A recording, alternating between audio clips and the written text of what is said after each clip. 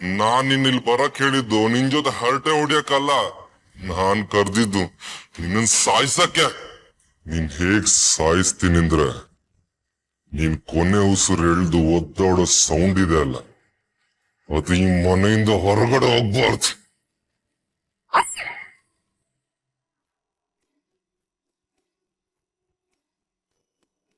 ಅಕ್ಕ, ನಿಂಗೆ ಈ ಸೀರೆ ಚೆನ್ನಾಗ್ ಕಾಣುತ್ತೆ ಅಲ್ವೇನೆ? ಇದು ಶರಾವತಿ ಅಕ್ಕ ಬೇಕಂದಿದಾರ, ನಾನ್ ತಗೊಂಡ್ರೆ ಅಷ್ಟೇ. ಇದೇಗಿದೆ? ಪರವಾಗಿಲ್ಲ, ಆದ್ರೂ ಇದೇ ಚೆನ್ನಾಗಿತ್ತು. ಹೋಗ್ಲಿ ಬಿಡು, ನಮ್ಗೇನ್ ಮದ್ವೆ ಆಗಿದ್ಯಲ್ಲ, ಯಾವ್ದೋ ಒಂದು ಉಟ್ಕೊಂಡ್ರೆ ಆಯ್ತು. ಈಗ ಮದ್ವೆ ದಿನ ಮಿಂಚ್ಬೇಕಾಗಿರೋದು ನಾವಲ್ಲ, ಮೇಡಮ್ ಅವರು.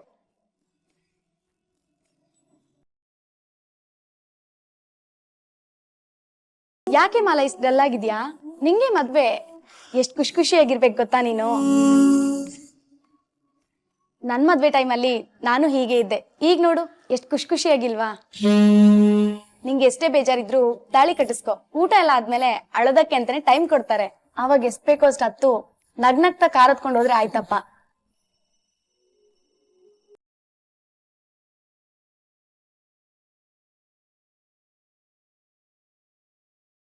ಶುರು ಆಯ್ತು ಫೋನಿನ ಕಾರ್ಯಕ್ರಮ. ನನ್ ಮದ್ವೆ ಟೈಮಲ್ಲೂ ಹೀಗೆ ನಮ್ಮ ಯಜಮಾನ್ರು ದಿನಕ್ಕೆ 10 ಸಲ ಫೋನ್ ಮಾಡೋರು. ಈಗ ನೋಡು, ನಾನೇ ಫೋನ್ ಮಾಡಿ ಎಲ್ಲಿದ್ದೀರಾ, ಏನ್ ಊಟ ಮಾಡಿದ್ರಿ ಅಂತ ವಿಚಾರಿಸ್ಬೇಕು. ನಂದು ಅದೇ ಕೇಸು.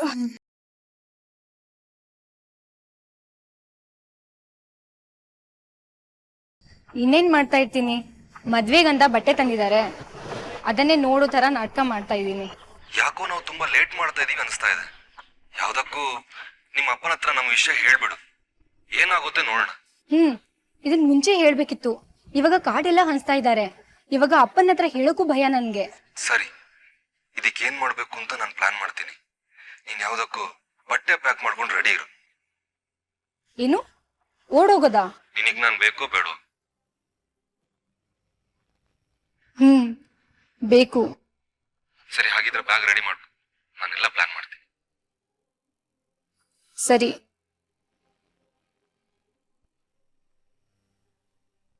ಅಕ್ಕ, ಈ ಸೀರೆಗೆ ಗ್ರೀನ್ ಕಲರ್ ಬ್ಲೌಸ್ ಮ್ಯಾಚ್ ಆಗುತ್ತಲ್ವೇನೆ? ಆಗುತ್ತೆ. ಗಂಡಿನ ಕಡೆ ಮದ್ವೆ ತಯಾರೆಲ್ಲ ಹೇಗ್ ನಡೀತಿದೆ ಅಂತೆ? ಚೆನ್ನಾಗಿ ನಡೀತಿದೆ ಅಂತೆ. ಗಂಡಿನ ಕಡೆಯವರಲ್ವಾ, ಜೋರಾಗಿ ಇರುತ್ತೆ ಬಿಡು. ಸೀರೆಗಳೆಲ್ಲ ನೋಡಾಯ್ತಾ ಅಮ್ಮ? ಎಲ್ಲ ಒಪ್ಪಿಗೆನಾ? ಹಾ ಅಪ್ಪ, ಹಿಡಿಸ್ತು.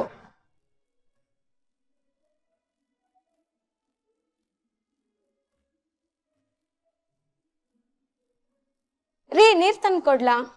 ಸ್ವಲ್ಪ ಕೊಡು.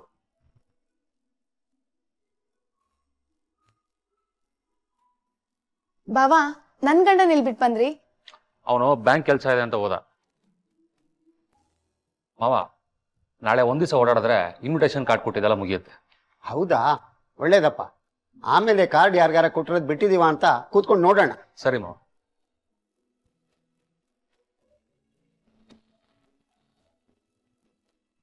ನೋಡು, ಈ ವಿಷಯ ನಮ್ಮಿಬ್ಬರ ಮಧ್ಯೆನೇ ಇರಲಿ. ಯಾವುದೇ ಕಾರಣಕ್ಕೂ ನಿಮ್ಮ ಅಕ್ಕಂಗೆ ಈ ವಿಷಯ ಗೊತ್ತಾಗೋದು ಬೇಡ. ಆಯ್ತು, ಆದ್ರೆ ಮದ್ವೆಗೆ ಇನ್ನೂ ಸ್ವಲ್ಪ ದಿನನೇ ಇದೆ. ಯಾರಿಗಾದ್ರೂ ಗೊತ್ತಾಗೋ ಮುಂಚೆ ಏನಾದ್ರೂ ಮಾಡ್ಲೇಬೇಕು. ಆಯ್ತು, ಏನ್ ಮಾಡ್ಬೇಕು ಅಂತ ನಾನು ಯೋಚನೆ ಮಾಡ್ತೀನಿ, ನೀನೇನ್ ತಲೆ ಕೆಡಿಸ್ಕೋಬೇಡ. ಸರಿ.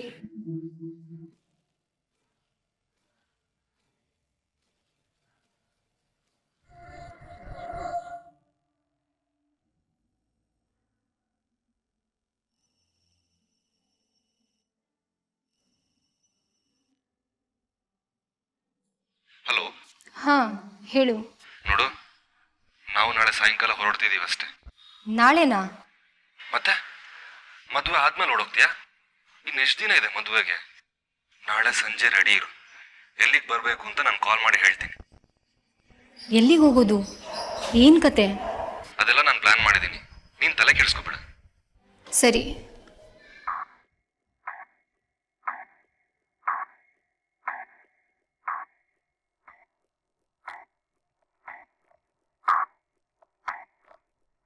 ಮಾಲಾ, ಹೇಳಕ್ಕ. ಫೋಟೋ ಮತ್ತೆ ವಿಡಿಯೋಗೆ ನಮ್ಮ ಯಜಮಾನ್ರ ಫ್ರೆಂಡು ಮಹೇಶ್ ಅಂತ ಇದ್ದಾರೆ, ಅವ್ರಿಗೆ ಹೇಳೋಣ. ಸರಿ ಅಕ್ಕ.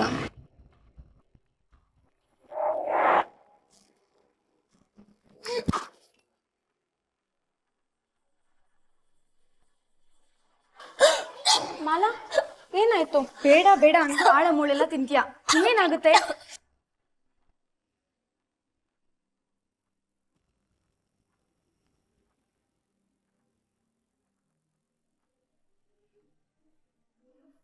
ಸರಿ, ಟೈಮ್ ಆಯ್ತು, ಮಲ್ಕೊಳ್ಳಿ. ನಾನು ರೂಮ್ಗೆ ಹೋಗ್ತೀನಿ. ಅಕ್ಕ, ಬಾವನ್ ಬಿಟ್ಟು ಒಂದಿನಾನು ಮಲ್ಗಲ್ವೇನೆ ನೀನು? ನೀನ್ ನಿನ್ ಗಂಡ ಜೊತೆ ಇದ್ದಾಗ ಏನ್ ಮಾಡ್ತಿದ್ಯಾ ನಂಗೆ ಗೊತ್ತಿಲ್ಲ.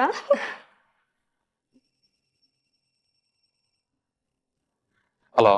ನೀವೊಂಥರ ಗೂಳಿ ಆಗ್ಬಿಟ್ಟಿದ್ದೀರಲ್ವಾ? ಹಾ, ಒಂಥರ ಹಂಗೇನೆ. ನಾನು ಇವತ್ತು ಅಲ್ಲಿಗೆ ಬರ್ತಿಲ್ಲ, ಮನೇಲೆ ಮಲಗ್ತೀನಿ. ಹೌದಾ, ಸರಿ ಆಯ್ತು. ಇವತ್ ನಾನು ಇಲ್ಲೇ ಮಲ್ಕೋತೀನಿ ಕಣ್ರೆ. ಸರಿ ಅಕ್ಕ, ಆಯ್ತು.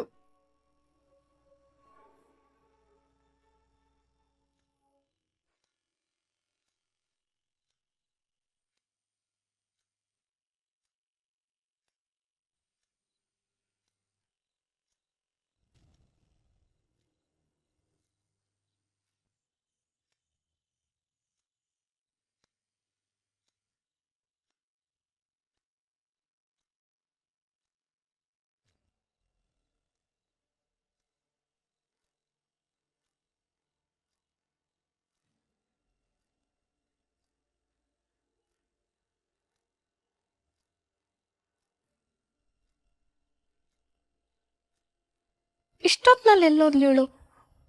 ಬಾತ್ರೂಮ್ಗೆಲ್ಲಾದ್ರೂ ಹೋಗಿರ್ಬೇಕು.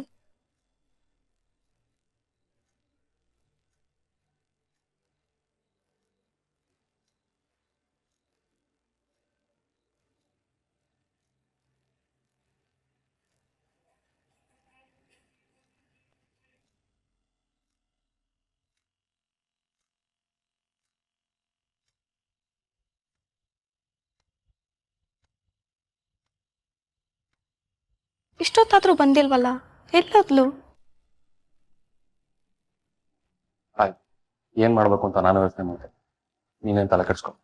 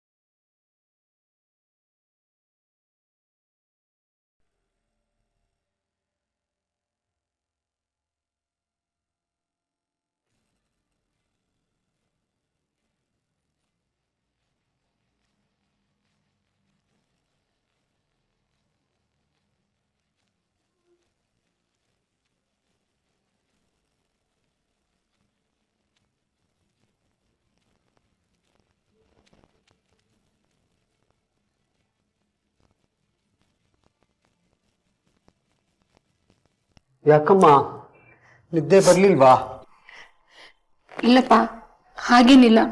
ನನಗೆ ಅರ್ಥ ಆಗತ್ತೆ ಅಮ್ಮ, ಹುಟ್ಟು ಬೆಳೆದ ಮನೆಯವ್ರನ್ನ ಬಿಟ್ಬಿಟ್ಟು ಹೋಗೋದು ಎಷ್ಟು ಕಷ್ಟ ಆಗುತ್ತೆ ಅಂತ.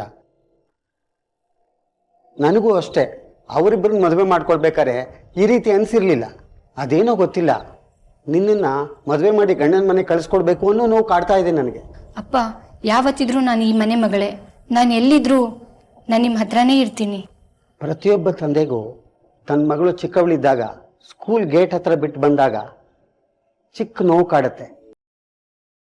ಆದರೆ ಮಗಳು ಓದಿ ಬುದ್ಧಿವಂತಲಾಗ್ತಾಳಲ್ಲ, ಆವಾಗ ಆ ಖುಷಿ ನೋವನ್ನು ಮರೆಸ್ಬಿಡುತ್ತೆ. ಈಗಲೂ ಹಾಗೆ ಅನ್ಕೋತೀನಿ. ಅಪ್ಪ, ನಿಮ್ಮ ಆರೋಗ್ಯ ಸರಿ ಇಲ್ಲ, ಈ ಟೈಮಲ್ಲೆಲ್ಲ ನಿದ್ದೆ ಬಿಡಬಾರ್ದು. ನೀವು ಹೋಗಿ ಮಲ್ಕೊಳ್ಳಿ. ಮಲಗ್ತೀನಮ್ಮ, ನಿದ್ರೆ ಬರ್ಬೇಕಲ್ವಾ? ನೀನು ಮಲ್ಗು, ಬರ್ತೀನಿ.